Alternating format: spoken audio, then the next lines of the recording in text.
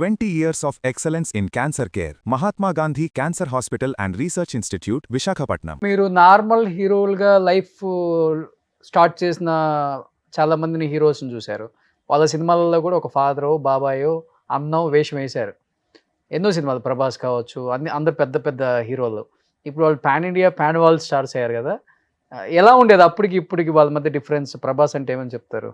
మిర్చి time, darling time. Only Prabhas గురించి నువ్వు అడిగావు కాబట్టి, ఆయన సినిమాలను బట్టి రేంజ్ని బట్టి అసలు మనిషి మారడు. ఆయన చాలా మంచోడు. జనరల్గా అందరూ చెప్తారు కదా, సినిమా అప్పుడు ఒక్కొక్క వ్యక్తికి అనూహ్యంగా విజయాలు వచ్చేయచ్చు, అనూహ్యంగా స్టార్డమ్ వచ్చేయచ్చు, ఎక్కడికి వెళ్ళిపోవచ్చు. ఓకే, కొంతమంది మారొచ్చేమో కానీ కొంతమంది మారరు. ఇప్పుడు తనైతే మారినట్టు నేను ఎక్కడ వినలేదు కూడా. బాగా మాట్లాడతాడు, అందరితోటి చాలా అందరికీ సాయం చేస్తూ ఉంటాడు, అందరికీ మంచి ఫుడ్ పెడతా ఉంటాడు, ఫ్యామిలీని బాగా చూసుకుంటూ ఉంటాడు. ఇప్పుడు కృష్ణరాజు గారు లేడు, వాళ్ళ ఫ్యామిలీని ఎంత అండగా ఉంటాడు, వాళ్ళ బ్రదర్కి ఎంత ఇదిగా ఉంటాడు. ఒక పెద్దనాన్నగారు పోతే 10 కోట్లు ఖర్చు పెట్టి భోజనాలు పెట్టిన వాళ్ళు ఎవరిని ఉన్నారా? లేరు. మరి అవన్నీ ఎన్నో ఊర్లు వచ్చినాయి అంట రోజు. అవన్నీ క్వాలిటీస్ అలా ఉంటాయి. 10 కోట్లు 14 కోట్లు అయిందన్నారు నిజంగానే భోజనాలకే.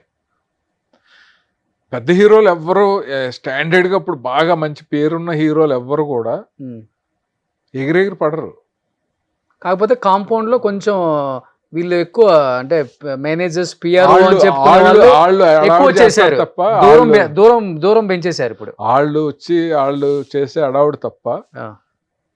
ఎందుకు ఏదో ఇంటర్వ్యూలో చిరంజీవి గారు టూత్ పేస్ట్ కూడా వేస్ట్ అవ్వకూడదని లాస్ట్ దీని వరకు కూడా నేను జాగ్రత్తగా ఉంటాను, ఇళ్లలో లైట్లు అన్ని ఆర్పేస్తారని. అవునవునవును, విజయ్ దేవరకొండను ఆయన ఇద్దరు చేసినప్పుడు అది క్యారెక్టర్ని చూపిస్తుంది కదా. బాలయ్యబాబుకి ఏ ఫుడ్ పెట్టినా తింటాడు ఆయన. వాళ్ళ జనరేషన్ వరకు బాగుంది సార్. నెక్స్ట్ వచ్చిన జనరేషన్కి ఏంటంటే వాళ్ళు మంచోళ్ళే కాదని చెప్పట్లా, వాళ్ళ చుట్టూ కొంతమంది చేరారు కదా, వాళ్ళు మటుకు ఎప్పుడైనా సరే హీరో కూడా అంత బిల్డప్ ఇయ్యడు సార్. ఇప్పుడు మీరున్నారు, ప్రభాస్ గారినో ఒక జూనియర్ ఎన్టీఆర్ గారినో కలిసే యాక్సెస్ ఉందా మీకు? ఎవరికీ ఉండదు, ఎవరికీ ఉండదు. అది చెప్తున్నా, అదే అంటున్నాను. అది దాన్ని ఏమంటారంటే క్వార్టరీ అంటారు. అది సక్సెస్ వచ్చినప్పుడు ఫామ్ అయిపోద్ది. ఆ క్వార్టరీలో ఉండిపోయి బయట ప్రపంచాన్ని తెలియని వాళ్ళేమో చాలా మిస్ అవుతారు. అవును, తెలుసుకున్న వాళ్ళు చాలా హ్యాపీగా ఉంటారు. సార్ వీళ్ళు సినిమా హీరోలు సార్, ఈ క్వార్టరీ వల్ల పెద్ద పెద్ద కోటలే కూలిపోయినాయి సార్. After all మనమెంత.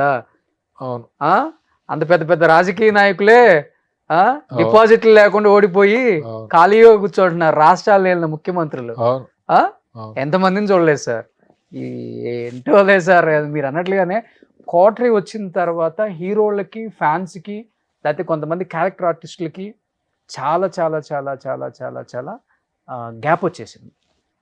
ఇక్కడ కూడా ఎలా ఉంటుందంటే, ఓ సినిమా కష్టపడి ఎంతో డే అండ్ నైట్లు కష్టపడి టెక్నీషియన్స్ కానీ ఆర్టిస్టులు కానీ వీళ్ళందరూ పనిచేస్తారు. ప్రివ్యూ వేస్తుంటే ఆ గేట్ గార్డ్ ఉండేవాడికి ఉంటుంది పవర్, ఆడు ఎవరిని పంపిస్తే అవును, అలా ఉంటుంది ఇండస్ట్రీలో. ఇప్పుడు వీళ్ళ చుట్టూ ఉండే ఆ బౌన్సర్లు, ఆడికి వీళ్ళకి ఏం సంబంధమో తెలియదు, లేకపోతే మేనేజర్లు, లేకపోతే సెక్రటరీలు ఇలా ఉంటారు కదా. అది ఏంటంటే స్టాండర్డ్గా ఉండదు. అది అంటే నేను అంటే అక్కడ ఉన్న అదే మేనేజర్ ఖాళీ అయిపోయి బయటకు వచ్చాక ఆయన పట్టించుకునేవాడు ఒక్కడు కూడా ఉండదు. అవును, ఇప్పుడు కొంతమంది రాజకీయ నాయకులు ఉంటారు, వాళ్ళు సపరేట్గా వాళ్ళు వస్తున్నప్పుడు వాళ్ళకి సపరేట్ చేరేసినప్పుడు చాలా మంది రాజకీయ నాయకులు అవాయిడ్ చేసినవి ఉన్నాయి, మనం చూసాం. తీసేయండి, నార్మల్గా అందరితో పాటు నాకు వేయండి, వాళ్ళతో పాటు కూర్చుంటానని వాళ్ళని కూడా చూసాం. నేను అమెరికా ఒక ప్రోగ్రామ్కి వెళ్తే నాట్స్కో దేనికో అనుకుంటా, ఒక హీరో వచ్చారు, నాట్స్ తానాను థింక్. ముందు వరుసలో అందరూ పెద్ద పెద్ద బిలీనియర్సే. అమెరికాలో ఎట్లా ఉంటుంది మీకు తెలుసు కదా సార్, ప్రతి వాడు బిలీనియరే, మన తెలుగువాడు. అంటే స్పాన్సర్లు ఆ షోలకి.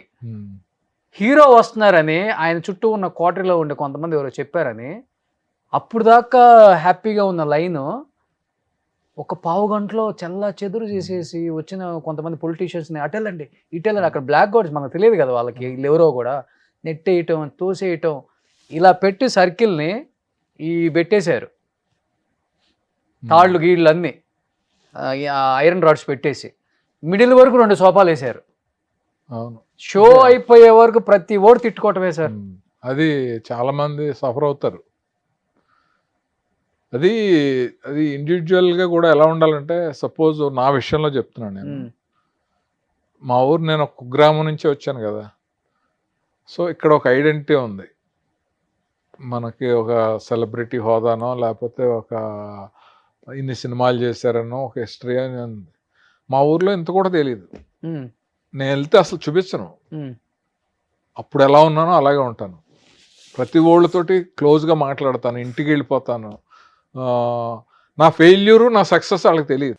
మనం ఫస్ట్ నుంచి చూసిన వాళ్ళు ఏం అలాగే నాకు అది కోరుకుంటాను నేను. ఏంటంటే ఈ మధ్యన సినిమాలు చేయట్లేదా అని కానీ, లేకపోతే ఈ మధ్యన ఏంటి ఆ సినిమాలు ఇలాంటివి ఉంటాయి కదా డిస్కషన్స్, అంటే కొంచెం జర్నలిస్టుల క్వశ్చన్లు. ఇప్పుడు ఏం చేస్తున్నారు, నెక్స్ట్ ఏంటి, ఇలాగా. ఆ ఊళ్ళో ఆ టాపిక్ ఉండదు. ఎప్పుడు వచ్చావు, ఎన్ని రోజులు ఉంటావు, వాళ్ళు నచ్చింది ఉంటే వాళ్ళు పెడతా ఉంటారు. మనం ఫ్రెండ్స్ పాత వాళ్ళందరినీ ఇక్కడ మనకి 10 ఏళ్ళకి వచ్చి పెట్టాలంటే 1 నిమిషంలో అయిపోద్ది. అక్కడ 1 వారం రోజులు పడుతుంది. 1 వారం రోజులు పడుతుంది. అవును. ఏం కావాలో తినండిరా, చేయండిరా సరదాగా. అది కోరుకుంటాను నేను. మా ఊర్లో మర్చిపోయాను నీకు, ఇల్లు బాగా కట్టారంటే 100 ఎకర్లో ఏమో. అది చూసిన వాళ్ళందరూ ఏంటి ఊర్లో ఎంత ఎప్పుడో వస్తాడు కదా ఎందుకు కట్టాడు అంటారు. It's my dream. ఎన్ని ఎకరాల్లో కట్టారు? ఎకరాలు కాదు, మామూలు 1200 గజం ఊర్లోనే. పెద్దగా కట్టారా? పెద్దగా, బాగానే నాకు కంఫర్టబుల్ గా చూస్తే చాలా బాగుంది, ప్లెజెంట్ గా ఉంది అనేలా ఉంటది. బాగా మంచి బడ్జెట్ లోనే కట్టాను. బడ్జెట్ చెప్పను కానీ నేను, అంటే మాకు పాతిల్లు ఉంది, మా నాన్నవాళ్ళు కట్టిన ఇల్లు బ్రహ్మాండంగా ఉంటది, కేరళ హౌస్ లా ఉంటది. మా ఊర్లో నాకంటూ ఒక డ్రీమ్ ఉంది. మా పిల్లలు కానీ, ఫ్యామిలీ కానీ, మనవాళ్ళు కానీ ఎవరు వచ్చినా ఒక 5-6 బెడ్రూమ్లు ఉండాలి, కార్ లోపలికి వెళ్ళిపోవాలి. బంజారా హిల్స్ లో కొన్ని ఇళ్ళు ఉంటాయి కదా, బంజారా హిల్స్ టైప్ అక్కడ కట్టారు. కార్ పార్కింగ్ ఉండాలి, పక్కన ఇంట్లోనే మామిడి చెట్లు అయి ఉండాలి, ఆ పళ్ళు మనం కోసుకుని తినాలి. ఇలాంటి కొన్ని డ్రీమ్స్, పిచ్చి డ్రీమ్స్ ఉండేవి చిన్నప్పుడు. సో అవి తీర్చుకోగలిగిన కెపాసిటీ వచ్చినప్పుడు తీర్చుకోవాలి కదా అని కట్టేశారు. ఓకే. టౌనా లేకపోతే చిన్న పల్లెటూరా? పోలవరం ప్రాజెక్ట్ ఆనుకునే ఉంటుంది. ఇప్పుడు మామూలు మా ఊర్లో నిజంగా నువ్వు హోమ్ టూర్ చేస్తే అసలు ఎన్ని మంచి విషయాలు ఉన్నాయి. ఓ Polavaram project, Mahandeshwara Swami temple, 1000 acres lake, elephant hills. ఇప్పుడు టూరిజం పెద్ద హబ్ అయిపోతుంది అక్కడ. పేరెంట్ పెళ్ళి అంటారు కదా, బోట్లు అన్ని మా ఊరి దగ్గరే. భవిష్యత్తులో చాలా సూపర్గా ఉంటుంది. ఓకే. అది నేను వెళ్ళొస్తుంటారు అప్పుడప్పుడు ఫ్యామిలీ అందరూ.